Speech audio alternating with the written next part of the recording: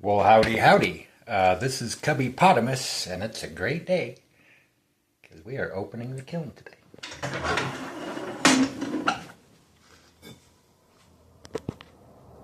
Now, last week I talked about glaze chemistry, right? And the things that glazes need. Right? The glass formers, right? The silica that makes up the main body. Stabilizers like alumina, fluxes that make the glaze melt at a lower temperature, and colorants, things that give the glaze color and texture and opacity, things like that. Now we're going to talk about, I like that, that's a commission. What that looks like in real life, right? And how that,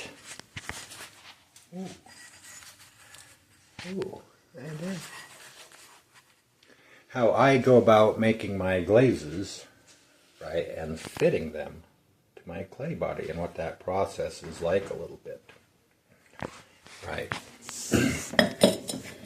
Now, you can't just add like alumina or a flux. You can add silica to your recipe. They come in your ingredients, right? So you have like kaolin, which is a source of silica and alumina. That's your big source of alumina. Or you have feldspars, which you get sodium and potassium from. Fritz or girthly borate, which you get boron from. And so on. Right, so you got to know which oxides are in which ingredients, and which ingredients to make your recipe, right?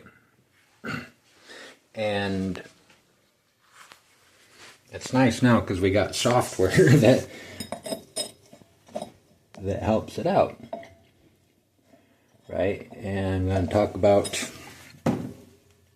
how you adjust glazes and fix them. Okay. Now, you'll notice that rather striking glassy blue glaze. That is a cobalt blue glaze. Now, I used someone else's base and I added about 5% cobalt carbonate to that, and all the blue patterns on this image transfer are also cobalt. And I love the cobalt blues, but I was having problems with it. I was having pinholes.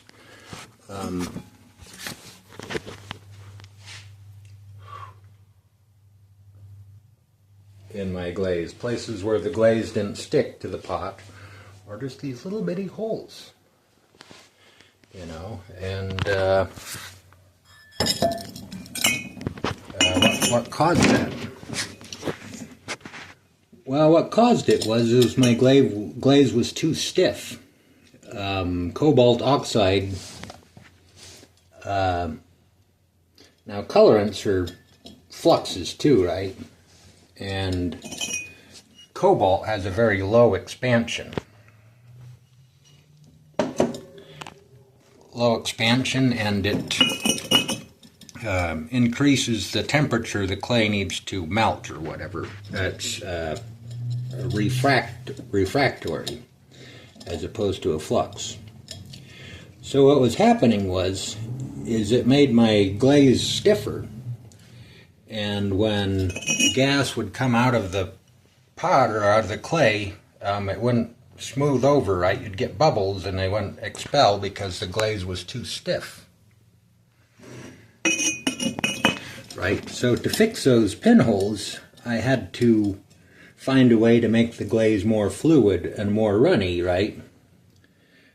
And make it melt at a lower temperature without increasing the expansion and causing it to crack on the clay. Okay, so how did I get the glaze to be more fluid, that cobalt blue? Well, okay, well, I needed to add fluxes, right, to make it more runny. But at the same time, not so much flux, right, that it would make the expansion higher. Fluxes generally make your glaze expand more, right? And the lower temperature of clay you use, or pottery, the more flux you need. So I wanted to add some sodium, nice glossy thing to bring the melting temperature down. And I wanted to bring the also lithium as a flux, which melts great and expands little, right? And counteracts the sodium. Now I can't add sodium directly to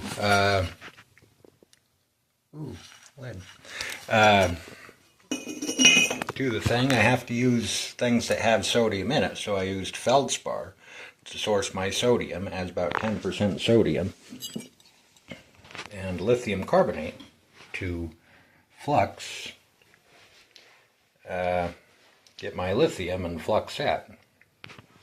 Right, so I added like 1% lithium carbonate and maybe 10% feldspar, and that made it more fluid, and it melted better, and it was more glossy.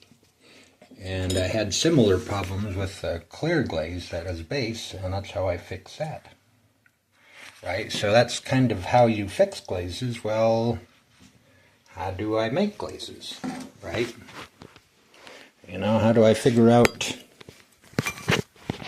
you know, pick like a certain effect or something that I want, and design a glaze, you know, to my specification and to make it like I want it to be. Okay, now, in the past, I did Greek pots with this earthenware, right? And it had this nice kind of white mistiness of it, and I always liked that. And I wanted to make a glaze that matched that to run on my earthenware. And I studied a little bit, and I found the cause, you know, of that, which was boron bluing. That's when you get too much boron, glass former, flux, stabilizer, and colorant in this situation, without enough alumina, so the glaze is runny and not stiff enough, and you'll get the white streaks in there are, well, they're crystals, white crystals. So I wanted to get a glaze with boron bluing, but not too much, right? Just enough to make it misty, like that. See the white in there? That's boron bluing, that powder blue.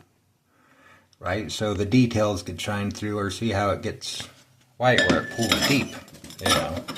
So just enough to do that, but not so much that it would cover everything up. And I just kind of went on a mission, you know, looking at other recipes and calculating, like adding ingredients to the glaze, you know, in the computer program, you know, to get the right ratio of boron to aluminum. You know, and I tried several things out. You know, trying to find one that wasn't too white and had the right expansion right, and get it to work out. And I finally found a glaze that I really like, which I named Boron Magic. Well, because why not? So, it was a very simple glaze too. Just 3 ingredients. Frit, silica, and kaolin. 48% ferrofrit 3134, 31% silica, and 21% alumina. Right, and I plugged it into my software, and well, let's look at some numbers here. I'll put these up on the screen, right? Okay, now this first page just shows you kind of the different oxides and proportions of stuff, right? And if you'll notice the little 1204 by the silica alumina, that's the ratio of silica to alumina, well, by molar volume, not by weight, right? So that's 12, and that means that it's a high ratio of silica to alumina, so it'll be more runny.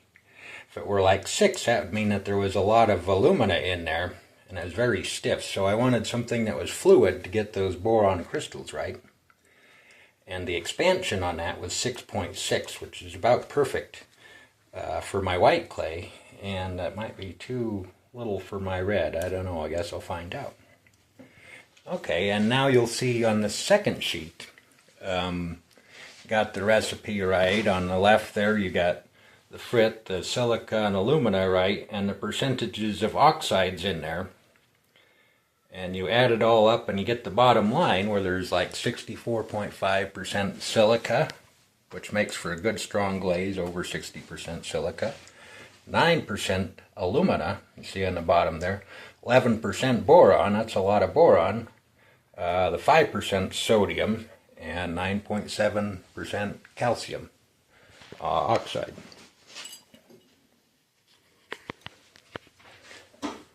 Right, and by plugging it into the computer, I'm able to kind of figure it out beforehand, and yeah, it makes it a lot easier when you know what's what. And you'll notice the boron bluing on this one, also a boron magic glazed piece. It's one of my favorite glazes. It's also very strong. Lots of alumina and boron strong. Just makes a good glaze. And it fits a lot of bodies.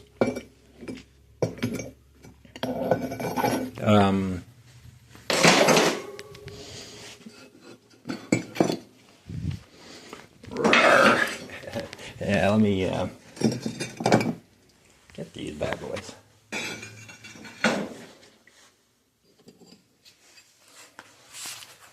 Ta-da! Flute. It's a clay flute.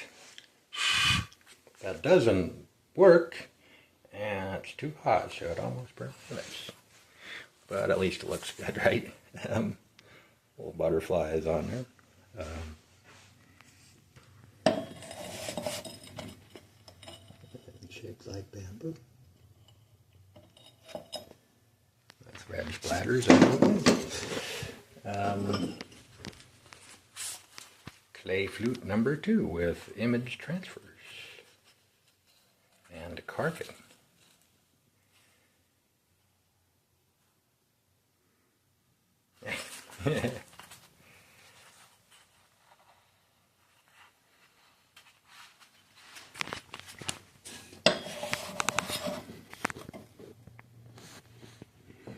I think I might work on these, well, after they're done, try and make them playable, alter them somehow.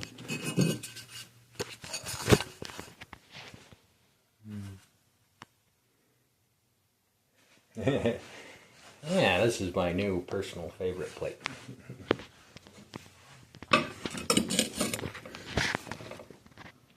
And notice the boron bluing. Okay, well, just some other things, you know. Right, the lower temperature, the more flux, the more it expands, right? And the higher temperature, the less flux you need, which means you can put more silica and alumina in there to make a very strong glaze. Higher temperature wear has harder glazes and more solid clay. Oh, no pumpkin seed.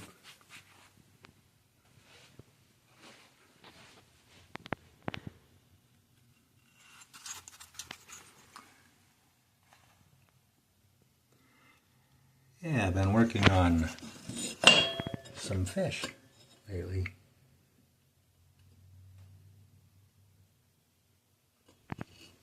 Okay, well, that was just a little bit practical knowledge on how to mix glazes and make them match your clay body. This was cubbypotamus, and maybe I'll see you around.